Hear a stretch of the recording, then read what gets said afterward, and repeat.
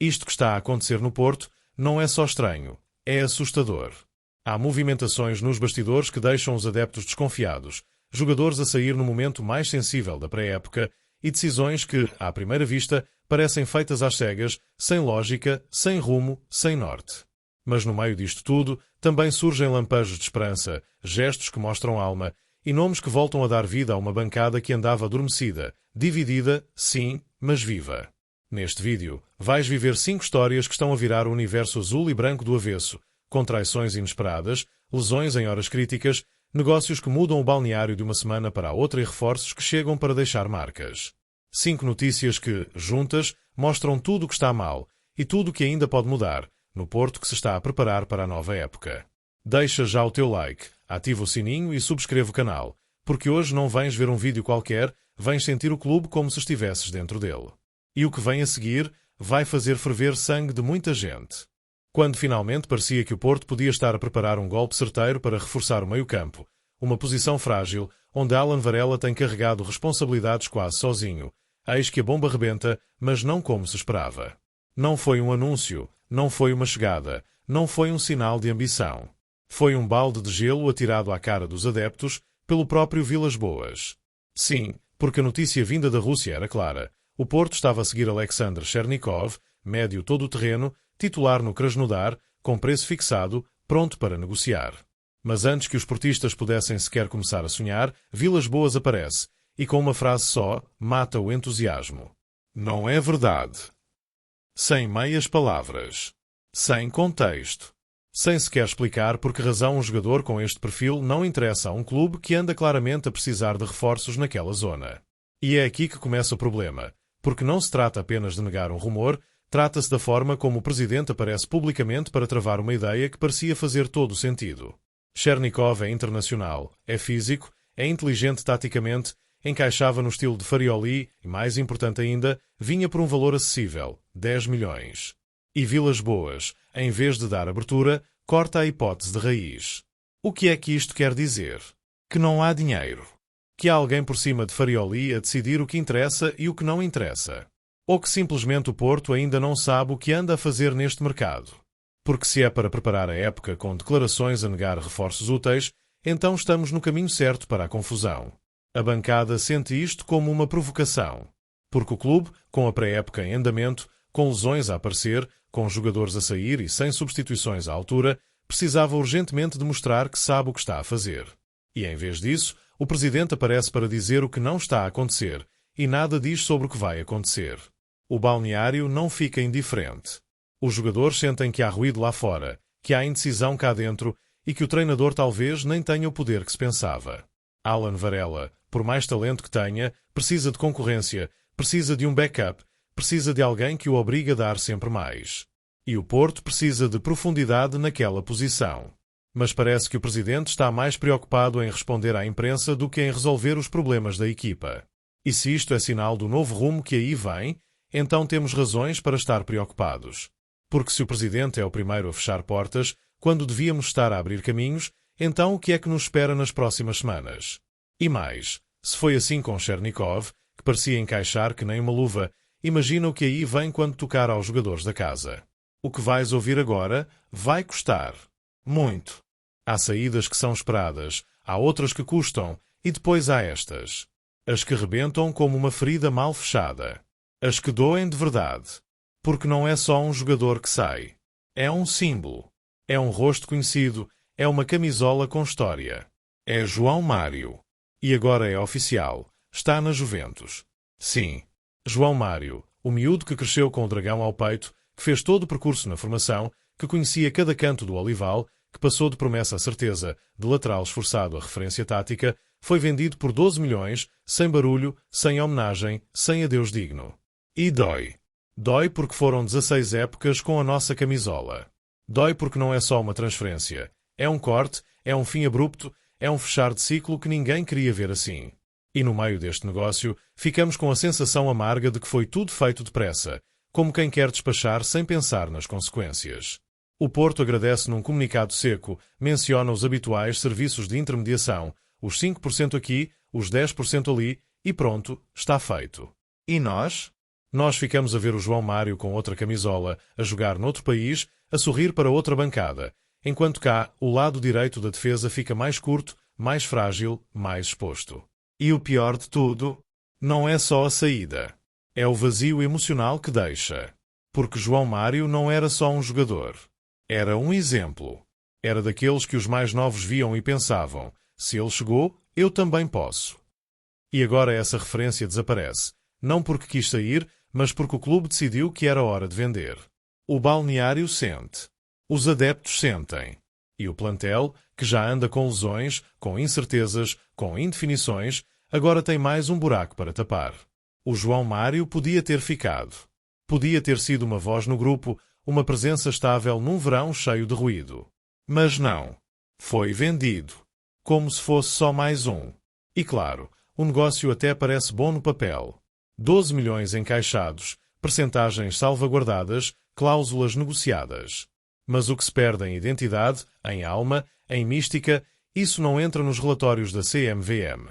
A saída de João Mário é um daqueles momentos que só se percebe com o tempo. Um daqueles silêncios que deixam marcas. Porque se estamos a vender jogadores da casa com este passado, quem é que está realmente seguro neste plantel? E o pior? O pior ainda está para vir. Porque o que vais ouvir a seguir vai deixar os portistas a olhar para o futuro com medo. O que se está a passar neste início de época é um sinal claríssimo de que algo está errado no Porto. Não é só uma questão de mercado, não é só falta de reforços, não é só um ou outro nome que sai, é o cenário todo que começa a ruir. E ninguém parece ter mão nisto. Francisco Moura lesiona-se, Martim Fernandes está com problemas no pé, Denis Gula em gestão de esforço, e tudo isto ao meio de uma pré-época onde cada minuto, cada treino, cada jogo de preparação conta. E a resposta do clube? Um comunicado seco, quase indiferente, a dizer que não há drama. Que não é grave. Que está tudo bem. Mas está tudo bem onde? Estamos a dias de defrontar o Atlético de Madrid, de fazer o jogo de apresentação aos adeptos, e temos metade do setor defensivo em cuidados. Estamos a preparar a época com sessões duplas, com intensidade máxima, com exigência brutal, e os jogadores estão a cair um a um. E mesmo assim, não há reforços imediatos, não há reposição de garantias, não há um plano visível. Há silêncio. E há improviso. E não é só o departamento médico. É toda a estrutura que está a deixar sinais de alarme. A direção parece adormecida. O treinador está a tentar montar uma ideia de jogo nova com peças que ainda não conhece bem. Os jogadores andam num vai-e-vem constante entre lesões, rumores e saídas. E os adeptos? Os adeptos estão à beira da explosão. Porque não se vê um rumo. Não se sente uma identidade. A nova era prometida por Vilas Boas começa a parecer uma transição feita à pressa, sem estabilidade, sem blindagem interna, sem organização. E mais, quando Francisco Moura cai, não é só um lateral que se lesiona, é uma posição que volta a ficar exposta. Quando Martim Fernandes falha treinos, é mais uma opção defensiva que se perde. Quando Denis Gul está em gestão de esforço, é um aviso claro de que a carga física está desajustada. E se nem agora, nesta altura crítica, o Porto reage com firmeza, então quando vai reagir? É um clube grande a funcionar como se estivesse a improvisar. Como se não tivesse soluções na gaveta, como se estivesse a viver ao dia, como se estivesse sempre a 2 passos de um colapso físico e anímico. E o que mais preocupa é que ainda nem começou a época oficial. Se neste estado estamos a preparar a equipa, com lesões acumuladas, sem resposta clara da direção, com negócios a meio, reforços a meio gás e um balneário em constante desequilíbrio, então o que vai acontecer quando a bola começar a rolar a sério? E é aí que entra o medo. Medo real. Medo do que está por vir. Porque este Porto, neste estado, não está preparado. Mas, do nada, quando tudo parecia perdido, aparece um raio de surpresa. E o que vais ouvir a seguir vai reacender algo que parecia esquecido. No meio do ruído, das lesões, das vendas dolorosas, das decisões que ninguém entende, surge um momento que ninguém esperava. Uma luz no meio do nevoeiro. Um nome que chega sem milhões, sem holofotes, sem promessas exageradas, mas que traz algo que tem andado em falta no Porto. Alma. Cauê Rodrigues. Poucos o conhecem.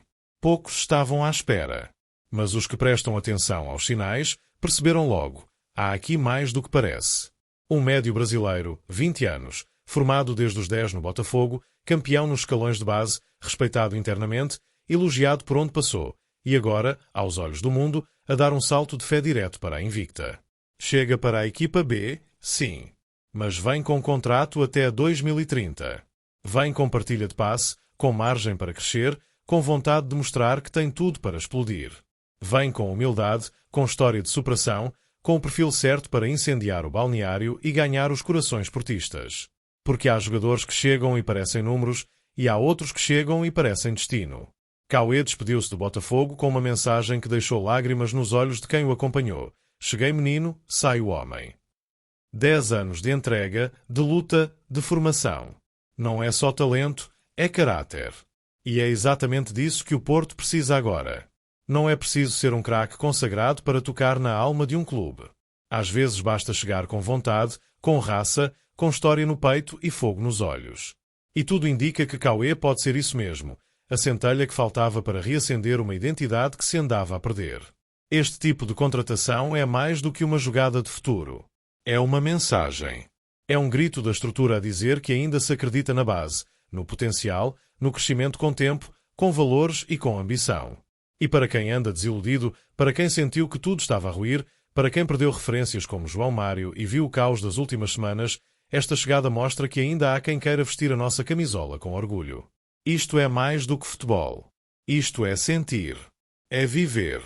E quando achávamos que o dia já tinha dado tudo, o que está prestes a acontecer vai deixar a bancada sem... E quando já ninguém esperava mais nada, quando a noite parecia prestes a fechar com um misto de frustração e nostalgia, eis que o Porto atira para cima da mesa um dos negócios mais impactantes deste verão.